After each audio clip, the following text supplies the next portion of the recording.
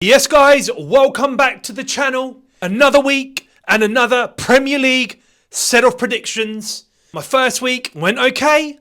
I got some right and I got some wrong. But we are now here in week 2 and we go again. Let's have a quick recap of what happened last week. Man City continued where they left off last season and took the £1 billion bottle jobs to the cleaners with a 2-0 victory. What a performance by Mateo Kovacic, showing Chelsea's £100 million signings, Caicedo and Enzo Fernandez, what a real midfielder looks like. Man United look like more of the same as last season. Liverpool started to click into gear in the second half. Maybe they don't like 12:30 kickoffs after all, and it's not just Klopp.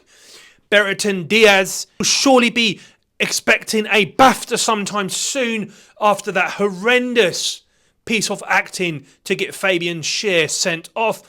But you must say, you put your head there, you might just risk that chance of being sent off. So without further ado, let's get into the predictions. So the weekend kicks off with an early kickoff between Brighton and Man United. Now overall, Man United hold the dominance in this fixture with 21 wins to 7 of Brighton's finest victories. However, 4 of those Brighton victories have come in the last 6 games between these two sides, including a 4-0 absolute battering of Manchester United in 2022. Now, both started off with wins. I would say Brighton looked very good, very, very good. And some of their football, again, new manager, same football, just looks brilliant. I'm going to go for a Brighton win at the Amex Stadium. 2-1 to Brighton. Sorry, Manchester United. Next, we have Palace and West Ham. Both teams lost on the opening day of the season. In this fixture alone is quite close. 25 wins for West Ham, 19 for Palace. Palace have won 3 of the last 4 matches, including a 5-2 thrashing over West Ham last season. Now, we could still be going through an embedding process with Lopetegui and the new players that they have. Palace did have moments of brilliance in their first game. And I'm going to go for a Palace home win.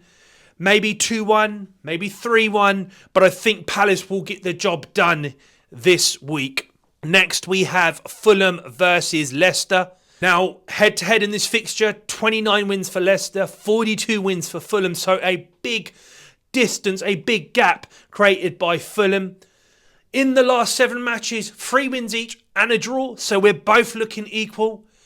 And so I'm actually going to go for a 1-1 draw here. Jamie Vardy back to his very best as he taunted the Spurs supporters on his way off the field, reminding them that he has won Premier League and they have sweet fuck all. Next, we have the reigning champions Man City versus Ipswich. Last time, coincidentally, Ipswich were in the Premier League.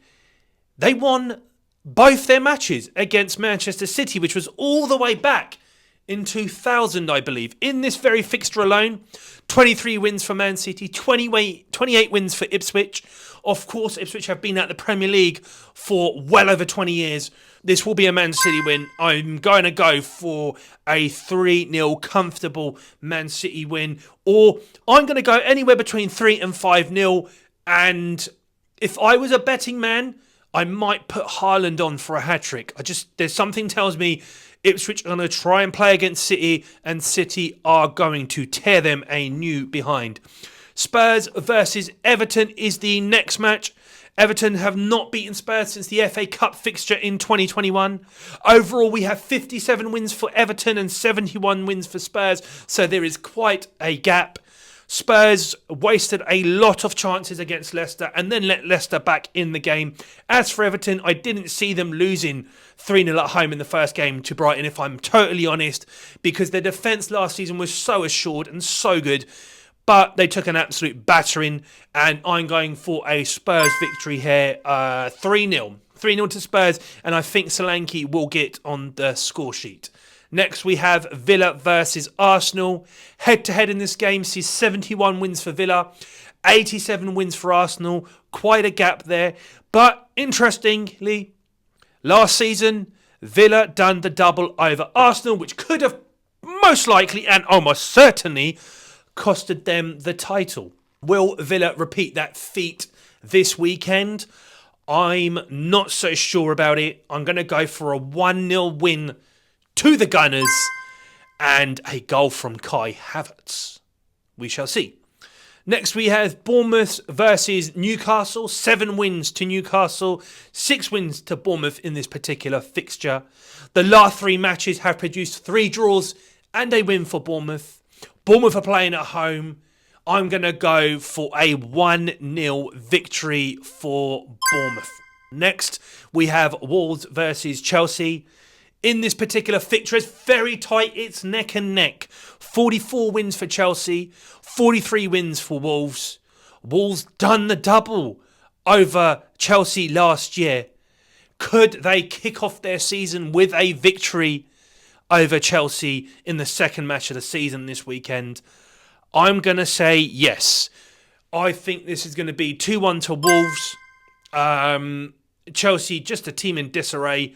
Sterling, of course, came out right before the game or on the day of the game or in the morning of the game, I can't remember, and essentially attacked the Chelsea hierarchy, whether it was Sterling or whether it was his assistants or his team, I don't know. But anyways, just looks like a club absolutely devoid of direction. They've just signed João Felix, a player that done absolutely sweet nothing for them last season, in a bid so that they could sell one of their homegrown talents in Conor Gallagher to Atletico Madrid. The last game of the weekend we have is Liverpool versus Brentford. It's going to be the first competitive match for Arne Slot at Anfield. We'll hear the beautiful echoes and sounds of You'll Never Walk Alone running through the stadium. Not through Arne Slot's hair, of course. But last season, 4-1 and 3-0 to Liverpool. And I don't think Liverpool will have a problem at all this weekend to dismantle Brentford. I'm going to go for a 3-0 victory for Liverpool. Well, there you have it, guys. There's my predictions for the weekend. Please leave your predictions in the comments below if you have any. And as ever, if you are liking the content, there's plenty more to come from this channel, from myself. Please like and subscribe, share, press the bell notification, and I will catch you on the next predictions.